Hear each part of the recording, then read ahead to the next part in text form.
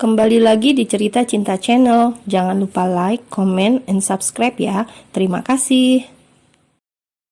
Lot mengajak Gaby untuk makan malam di hotel dengan dalih ingin sesekali makan bersama Gaby. Ia juga mengatakan ingin menebus semua kesalahan yang pernah Lot perbuat pada Gaby, termasuk keegoisannya. Gaby percaya begitu saja dengan papanya. Ia juga senang bisa keluar dengan papanya. Sepertinya ini adalah kali pertama mereka makan di luar bersama, apalagi hanya berdua, tak ada Natalie ataupun Diora. Ia sangat senang. Bukannya Gaby jahat, namun ia memang sangat ingin sesekali menghabiskan waktu berdua dengan papanya. Meja yang ada di samping kaca menjadi pilihan Lot. Pria tua itu sudah memesannya. Lot menarik kursi untuk Gaby duduk. Gaby mengulas senyum pada papanya. Lalu ia duduk di kursi itu. "Terima kasih, Pak." Lot membalas senyuman putrinya dengan hangat. Ia lalu duduk di hadapan Gaby. Pelayan mengantarkan makanan yang sudah mereka pesan. Alunan musik romantis menemani sepasang anak dan papanya itu menyantap hidangan mewah. Hati Gaby berdesir bahagia mendapat perhatian dari papanya, perhatian yang tak pernah ia dapatkan. "Jadi, kapan kau akan menikah dengan Marvel?" tanya Lord. Ia mengusap bibirnya dengan sapu tangan yang tersedia di atas meja setelah menghabiskan makanannya. Gaby menghentikan aktivitas tangannya yang masih memotong steak. Ia mengangkat kepalanya untuk memandang papanya. "1 bulan lagi," jawabnya. Lord mengangguk dan mencoba mengulas senyum untuk putrinya. "Apa papa sudah menyetujui pernikahanku dengan Marvel?" tanya Gaby. Lord tak menjawab dengan ucapan. Ia hanya menjawab dengan senyuman. Gaby merasa aneh dengan papanya. Ia tahu betul papanya juga sama keras kepala seperti dirinya. Tak mudah merubah keputusan papanya juga. "Boleh bergabung?" izin Davis yang baru saja menghampiri meja Gaby dan Lord. Gaby mengalihkan pandangannya yang tengah menelisik papanya. Ia menatap Davis yang berdiri di samping mejanya. Lagi-lagi jantungnya tak karuan saat manik matanya bertemu dengan George. Gaby memalingkan pandangannya saat jantungnya semakin berdetak tak karuan. Ia selalu menanamkan dalam pikirannya bahwa dirinya dan Marvel sudah akan menikah, sehingga dia harus membuang perasaannya pada George. Ia tak boleh mengkhianati Marvel, tak boleh melupakan perjuangan Marvel, tak boleh melupakan segala sesuatu yang sudah diberikan dan dilakukan oleh Marvel. Ia kembali menyentuh garpu dan pisau untuk menghabiskan makanannya. "Kebetulan aku dan George baru selesai meeting. Semua meja sudah penuh dan ternyata ada kalian di sini. Boleh kami bergabung?" Karena tak mendapatkan jawaban, Davis mengulangi izinnya dengan menjelaskan kronologinya, padahal itu adalah rencananya. Lord melihat ke arah Gaby untuk melihat ekspresi anaknya. Ia mengulum senyumnya saat melihat anaknya sedang salah tingkah yang terlihat dari pundaknya terus naik turun seirama nafas yang terbuang dari mulutnya. "Boleh," jawab Lord tanpa memalingkan pandangannya dari Gaby. Mendengar jawaban papanya, Gaby langsung mendongakkan kepalanya, mendelik ke arah Lord sebagai pertanda dirinya tak suka, namun bibirnya tak bisa berucap. Davis lalu duduk di samping Lord dan George duduk di samping Gaby. Mereka memesan makanan pada pelayan. Gaby memilih diam tak mengeluarkan suara saat ketiga pria itu asik berbincang. Ia hanya akan menjawab ketika ditanya saja, dan tentunya jawaban singkat dan langsung pada intinya yang ia lontarkan. Pelayan datang menghantarkan pesanan Davis dan George. Mereka tak ada yang berbincang lagi. George melirik ke arah Gaby yang terus saja menunduk tapi tak juga menyelesaikan makannya. Tangannya yang memegang garpu dan pisau terulur untuk mengambil asparagus dan basil dari piring Gabby. Gabby menoleh ke arah George saat pria itu memindahkan sayuran di piringnya ke piring milik pria kaku itu. George mengulas senyumnya pada Gabby. "Kenapa kau mengambil sayuran miliknya? Apa milikmu masih kurang?" tanya Lord yang juga ikut menyaksikan. Tanpa memalingkan pandangannya dari Gabby, George menjawab, "Anakmu tak suka sayuran yang berwarna hijau. Ia akan muntah-muntah jika memakannya." Lalu ia kembali tersenyum pada Gabby.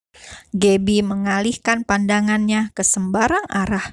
Bagaimana dia bisa tahu? Mereka melanjutkan makan dengan tenang. Hanya Lord yang sudah menyelesaikan makannya. Lord pun izin untuk ke toilet. Namun itu hanyalah dalihnya saja. Ia sesungguhnya menuju dapur untuk memberikan obat perangsang pada pelayan agar mencampurkan pada gelas milik George dan Gabby. Lord kembali duduk di tempatnya semula. Tak berselang lama, pelayan yang diberikan perintah oleh Lord juga datang membawa 4 gelas berisi koktail. "Minumlah, aku yang mentraktir kalian hari ini," ujar Davis seraya mengangkat gelas miliknya. Mereka pun meminumnya tanpa rasa curiga sedikit pun. Davis dan Lord meminum secara perlahan dengan mata yang terus melirik gelas 2 orang di hadapannya. "Habiskan," Lord dan Davis bergumam di dalam hati mereka, tak lupa senyum samar menghiasi bibir. Tuk, gelas kosong itu diletakkan bersamaan di atas meja, tak lupa menyeka sisa minuman di bibir dengan sapu tangan juga. Davis dan Lord semakin tersenyum gembira. "Apa kau sudah memesan kamar untuk menginap? Dini hari kita harus segera terbang ke Belanda. Tak ada waktu jika harus pulang. Kolega kita juga menginap di sini. Kita akan pergi ke Belanda bersama dengan mereka," tanya Davis pada George. George mengangguk. "Sudah," ia mengeluarkan kunci kartu dari sakunya. "Bagus," Davis tersenyum penuh makna terselubung. Begitu juga dengan Lord. Mereka kembali berbincang hanya sekedar basa-basi. Ponsel Lord dan Davis tiba-tiba saja berbunyi bersamaan. Mereka langsung mengangkatnya. Wajah keduanya terlihat panik, membuat Gabby bertanya-tanya. "Aku harus segera pergi." Kedua pria yang memiliki ide licik itu berucap bersamaan. Tanpa menunggu jawaban dari George dan Gabby, Lord dan Davis langsung berdiri dengan wajah yang panik. "George, aku titip Gabby. Tolong kau antarkan pulang. Aku harus menjemput Natalie di penthouse Davis," ujar Lord. "Memangnya ada apa?" Gabby menjadi ikut panik juga. Lord tak menjawab. Ia langsung beranjak pergi bersama Davis. Setelah keluar dari area restoran, mereka justru saling bertepuk tangan karena berhasil menjalankan rencana. Mereka akan memantau perkembangan rencana dari jauh. Tak mungkin George dan Gabby dapat menghilangkan efeknya kecuali dengan penyatuan. Lord dan Davis tak henti-hentinya tersenyum saat membayangkannya. Rasa aneh yang belum pernah Gabby rasakan mulai menjalar di sekujur tubuhnya. Sensasi panas menggairahkan membuat wanita itu duduk tak tenang dengan meremas ujung kemeja marun yang ia kenakan. Meneguk segelas air es pun tak menghilangkan hawa panas di dalam tubuh. Tangannya mulai membuka kancing kemeja bagian atasnya. "George, tolong antarkan aku pulang. Di sini panas sekali," pinta Gabby dengan suaranya yang sudah parau. Hawa itu juga dirasakan oleh George. Ia paham betul apa yang sedang melanda dirinya. Sekuat tenaga, ia melawan hasratnya. Tak ingin bermain layaknya hewan yang tak memiliki moral. George memalingkan wajahnya untuk melihat Gabby sejenak, menelan salivanya saat melihat sesuatu yang menantang untuk didaki. "Kau mau telanjang di sini?" Suara George yang parau mengomeli Gabby yang terus membuka kancing kemejanya. Panas, aku tak tahan, keluh Gabby tak menghentikan tangannya membuka kancing kemejanya. Dengan kesadaran yang tak seberapa banyak itu, George mengulurkan tangannya untuk mengancing kembali ke meja Gabby. Ia tak ingin Gabby menelanjangi diri sendiri di sana. Tak sengaja ia menyentuh sesuatu yang empuk di balik kemeja itu.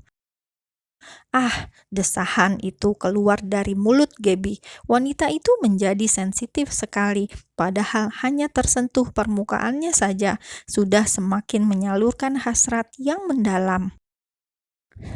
Gabby meraih tangan George. Ia memegang tangan yang masih berada di kemejanya itu, menatap wajah tampan di hadapannya dengan tatapan sayu.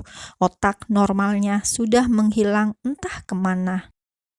Gabby menarik George untuk mendekat. Ia menempelkan bibirnya pada George. Ciuman panas yang belum pernah ia lakukan mendadak menjadi ahli melakukannya. Meskipun George menginginkan lebih, tapi ia mendorong tubuh Gabby. Pria itu mencoba menyadarkan dirinya. Ia sampai menggigit bibirnya sendiri.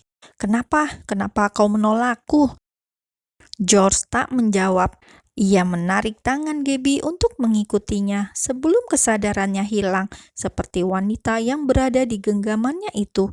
Sebelum berbuat hal tak senonoh di tempat umum, George mengajak Gabby untuk ke kamar yang ia pesan. "Tunggu di sini." George mendudukkan Gabby di atas ranjang.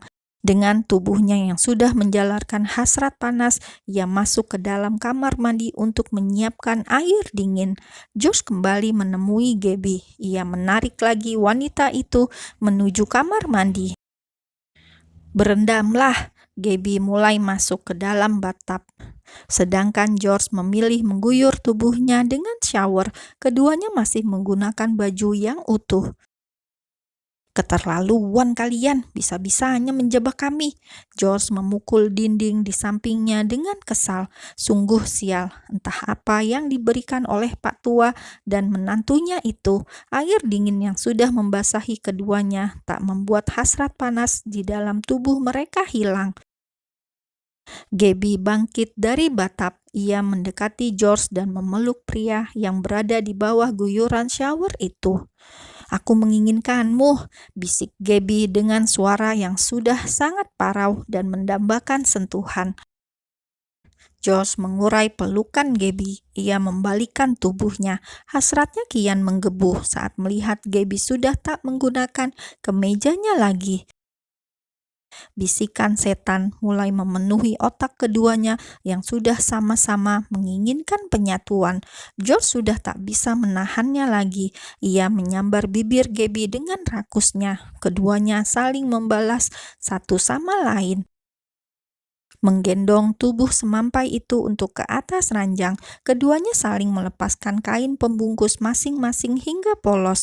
Setan semakin mendominasi pikiran mereka, hingga tanpa sadar mereka sudah terbuai dengan kenikmatan itu.